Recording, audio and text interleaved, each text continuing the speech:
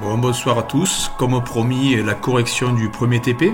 Donc je vous rappelle, c'était le TP sur la lampe de tungstène, la lampe Ikea.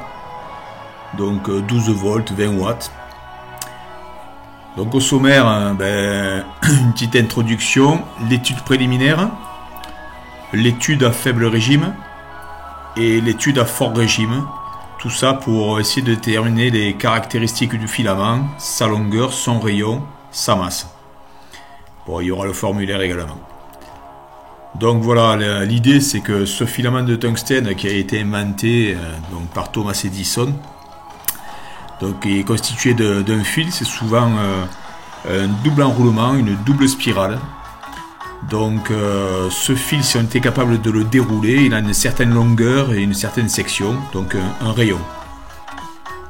Alors l'intérêt de travailler avec le tungstène, c'est justement de pouvoir monter à très haute température de façon à échauffer le métal et à émettre un maximum de lumière grâce à la grande surface que présente ce filament. Donc on va utiliser la loi d'Ohm, la simple loi d'Ohm, donc mesurer la résistance, estimer la résistance à température ambiante, puis en fonctionnement, et voir la puissance électrique consommée, et comparer cette puissance électrique à la puissance rayonnée et la puissance perdue sous forme de chaleur. Alors au tout début, l'idée c'est que comme on a les caractéristiques sur l'étiquette de l'ampoule, c'est une ampoule donc 12 volts 20 watts ici, mais on sait que du coup grâce à cette relation, la résistance c'est le carré du potentiel sur la puissance, et on obtient normalement en fonctionnement une résistance de 7,2 ohms. Sauf qu'à faible régime, si on ne l'échauffe pas, parce qu'on va lui imposer un potentiel qui est relativement faible, eh bien on peut considérer qu'on est à la température ambiante. Donc là, quand j'ai fait les mesures, on était à 25 degrés à peu près. Donc la résistance R0, c'était bien plus faible que la résistance en fonctionnement, puisque le filament sera froid. Donc pour ça, on fait toute une série de mesures. Et la grosse surprise, c'est qu'avec le multimètre que j'utilise, qui est un bas de gamme de chez Castorama, eh bien en fait, on n'a pas forcément une relation affine, c'est-à-dire on n'a pas forcément 0 volt à 0 ampère quand on fait les essais, puisque la courbe ici, si on regarde, elle ne passe pas tout à fait par l'origine. Et ce pas tout à fait que si on utilise les valeurs qui sont là dans le tableau, qu'on fait une valeur moyenne, eh bien on n'est pas tout à fait correct au niveau des mesures. Il vaut mieux travailler directement sur la pente obtenue à partir des mesures. Dans ce cas, on a sur la différence de potentiel, on est à peu près à 20 millivolts et on est à 23 milliampères. Ce qui fait que le rapport de D2 nous conduit en fait à une valeur estimée de R0 de 0,8685 ohms. Et c'est cette valeur que je vais prendre du début à la fin pour estimer les températures du filament. Et on constate déjà que si on compare la résistance en fonctionnement et la résistance à température ambiante, on a facteur 8. Autrement dit, le tungstène, lorsqu'il émet la lumière de façon normale, donc cette ampoule de 12 volts à 20 watts, eh bien, elle a sa résistance qui est un peu plus de 8 fois plus importante qu'à température ambiante. Sauf que quand on l'alimente, au moment où on ferme l'interrupteur, en fait, on passe par un courant de pointe, ce qu'on appelle le inrush current, qui correspond en fait au fait qu'on alimente en 12 volts, mais que la résistance du filament, puisqu'il est froid, est faible. Du coup, ça représente un courant qui est énorme. C'est ce courant qui est susceptible normalement de faire griller l'ampoule. Généralement, quand on allume, c'est ce qui se passe. Une ampoule qui est un peu vieille, elle grille au moment où on l'allume, puisque en fait, on passe par un courant qui est énorme, qui est illustré ici par ce petit schéma. En anglais, on appelle ça de l'inrush current, donc un courant Alors ensuite, donc, le courant nominal. Le courant nominal, c'est le courant qui est consommé lorsque l'ampoule fonctionne normalement, donc alimentée en 12 volts avec ses 20 watts de puissance. Donc on peut s'attendre, comme nous l'indique cette formule, à une consommation de 1 ampère 67. Donc ça permet des fois de dimensionner aussi les alimentations qu'on va utiliser. Donc moi, typiquement, pour vous faire mon expérience, j'ai pris un vieux boîtier ATX de PC, j'ai connecté le fil vert sur le fil noir pour faire croire qu'il y avait une carte mère, et je récupère mes 12 volts.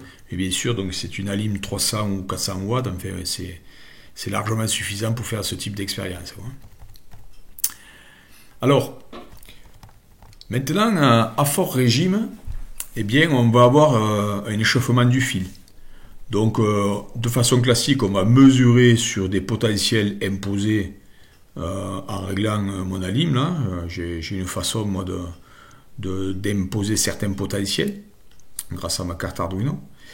Et ensuite, bien, je mesure l'intensité avec un petit module, là, la CS712. J'ai donc mon intensité mesurée. Donc le produit de deux va nous donner la puissance, le rapport des deux va nous donner la résistance, et connaissant la résistance R0 qu'on a estimée en début à faible régime, eh bien on peut estimer la température du filament. Puisque en fait, la propriété des métaux, c'est justement que leur résistivité électrique augmente lorsque la température augmente.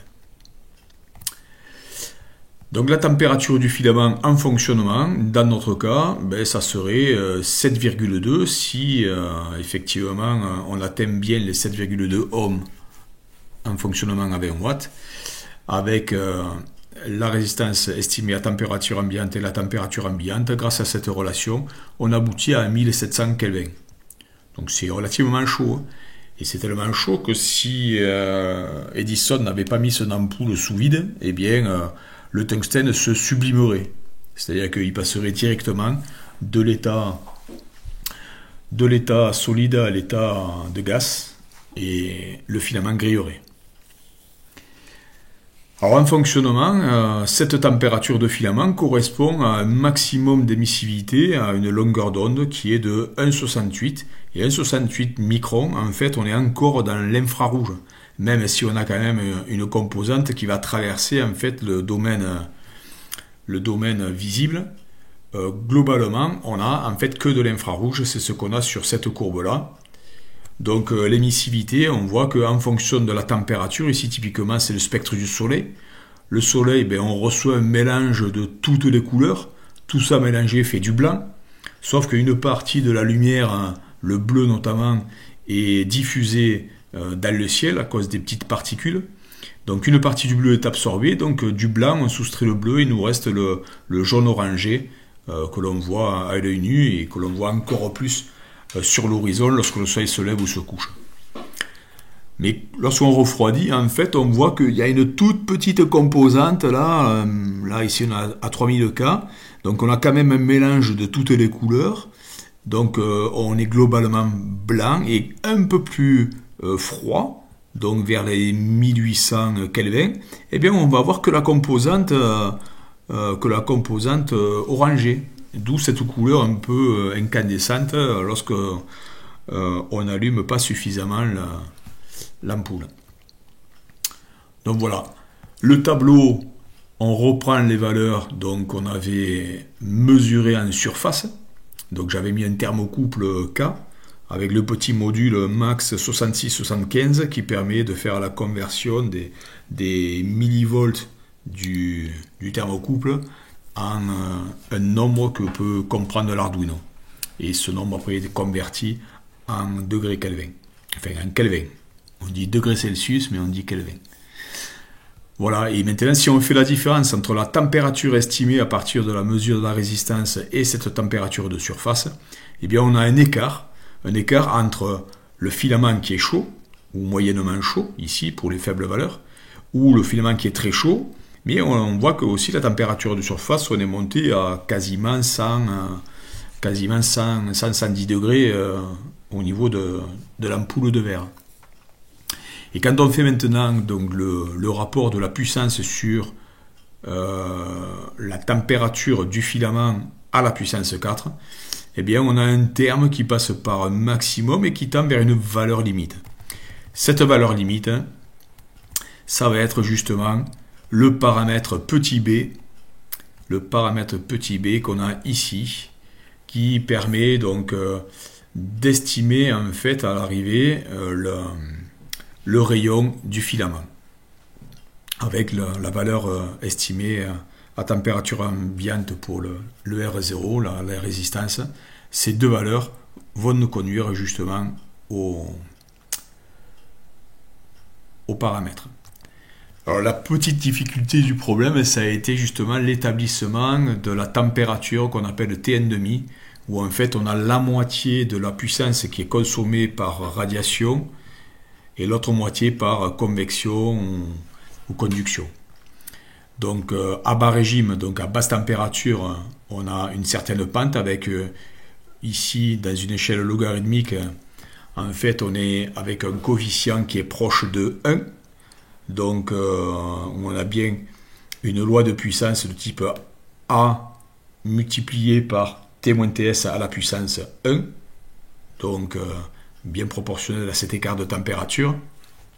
Et à plus haute température, bon, on a quelque chose qui tend normalement vers 4, mais bon, on en est loin. Hein. On en est loin parce qu'en toute rigueur, il faudrait arriver à monter plus haut en tension, chose que je n'ai pas pu faire avec mon alim en 12 volts, j'étais limité. Mais de façon à pouvoir l'échauffer plus et constater donc un gros écart de température, et là on aurait une loi. Mais voilà, on se débrouille avec ce qu'on a. Et donc ces deux équations nous permettent, lorsqu'on va les égaler, on va arriver à estimer donc le T1,5.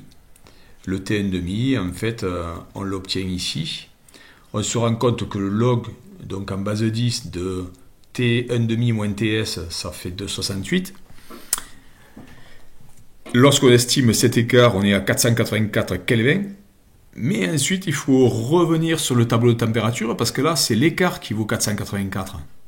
Et cet écart de 484, ici, si on regarde, on voit qu'on est compris avec une température de surface comprise entre 373 et 417. Ou encore, on est à une tension comprise entre 3 et 5 volts. Et si je reviens au tableau précédent, entre 3 et 5 volts, on a une température réelle de filament qui est de 1096 et 1363. Et donc si on fait cet encadrement avec la valeur estimée, ben on se retrouve en fait avec un T1,5 non pas de 484 lu directement sur la courbe, mais 820K. Et 820K, ça fait à peu près 550 degrés. Et 550 degrés, c'est le moment en fait où le filament commence à émettre un peu de lumière.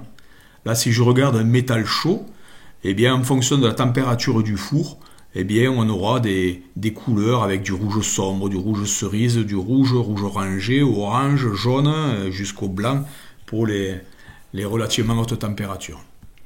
Voilà un petit peu. Donc ce T1,5, c'est un point caractéristique où on a en fait, si je reviens sur la courbe finale, ici, voilà, cette courbe finale où on a compétition entre des pertes de chaleur ici en bleu, conduction, convection, et des pertes de puissance par rayonnement, donc par émission de lumière, ici en rouge. Et le point de croisement, le point d'intersection ici, mais on est bien à 484 pour la différence T1,5 moins TS. Voilà. Voilà pour cette partie-là.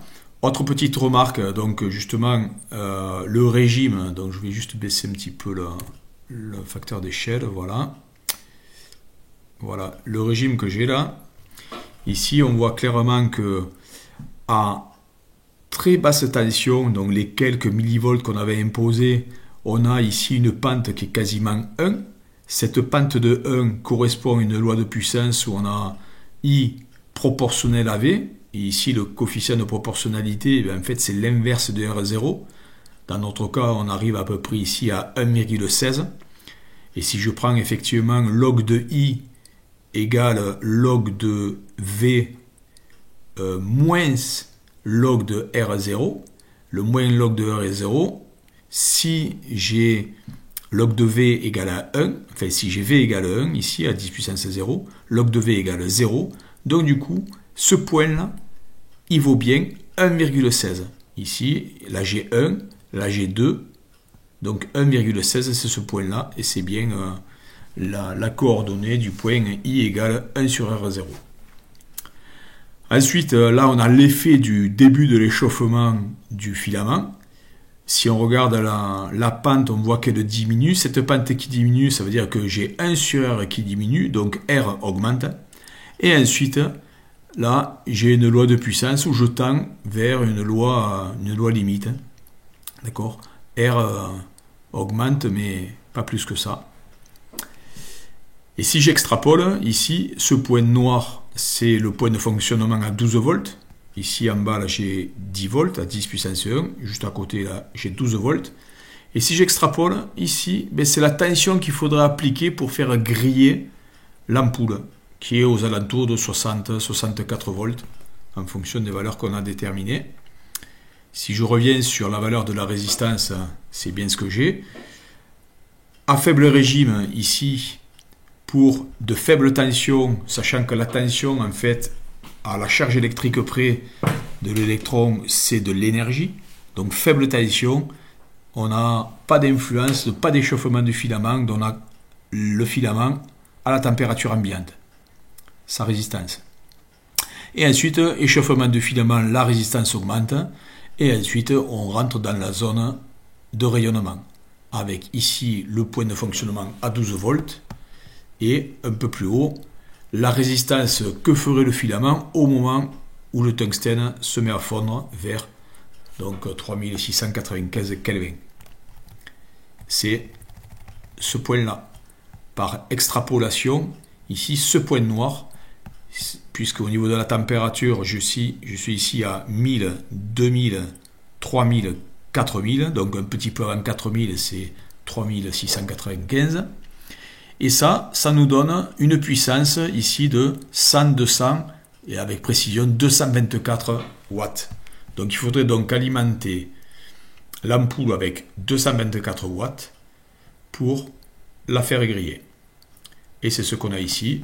La puissance maximale à la fusion 224 watts avec le coefficient B qu'on a déterminé précédemment et en mettant la température de fusion du tungstène à la puissance 4. Du coup, on sait grâce à la formule précédente la valeur qu'aurait la résistance du filament à cette température-là. Avec la puissance et la résistance, on a une idée donc, du potentiel maximum que peut supporter l'ampoule. Et du coup, avec le potentiel et la résistance, estimer l'intensité qui circule au moment où l'ampoule fond. Du coup, c'est plus une ampoule, c'est un fusible. Voilà, c'est pour ça que les fusibles, en fait, on va prendre plutôt des métaux qui ont un bas point de fusion pour qu'ils jouent le rôle de fusible, pour qu'ils fondent très rapidement dès que le courant est un petit peu fort. Typiquement, de l'argent, de l'indium, du plomb, de l'étain, voilà, des matériaux qui ont des métaux qui ont des bas points de fusion. Et enfin, toute l'étude donc nous permet d'estimer du coup la longueur du filament. On est aux alentours de 15 mm, même si l'ampoule est relativement petite. Quand on casse l'ampoule de verre, on a un filament qui nous semble faire à peu près 5 mm de long, mais il ne faut pas perdre de vue qu'il est enroulé sur lui-même. Donc il est vraiment tout petit. Et justement, sa section, ici c'est bien ce qu'on obtient, hein, une cinquantaine de microns environ. Ce qui fait qu'à partir de ces dimensions-là, et connaissant la masse volumique, on peut même estimer la masse que fait le filament pour après le prélever et aller le peser sur une balance de précision pour essayer de valider un peu nos calculs. Voilà les formules utilisées et les lois de progression. Voilà, merci de votre attention, à une prochaine.